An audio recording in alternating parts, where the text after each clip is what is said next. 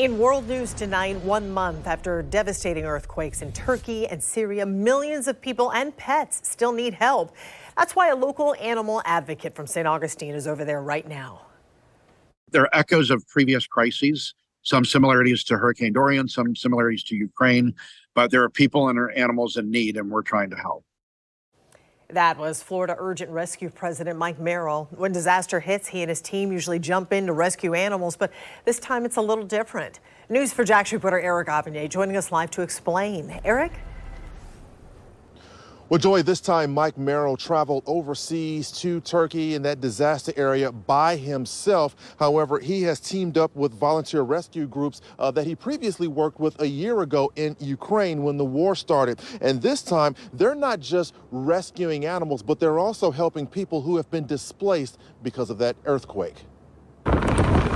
Cell phone videos recorded by Florida Urgent Rescue President Mike Merrill gives us a glimpse of the destruction still visible in Turkey following last month's double earthquake. Merrill and a group of volunteers from other European animal rescue organizations have teamed up to rescue animals and people's pets and then reunite the pets with their owners. There are animals that are running around in the rubble still. There are a lot of cats that are in apartment buildings. And like dogs, they get scared and they kind of go into survival mode after a period of time. So the owners go back looking for the cat. The cat doesn't come to them. They're calling the local rescue organizations, and we're working with them. We're actually going into some of these buildings, and it's pretty shocking what you see inside. What do you see inside?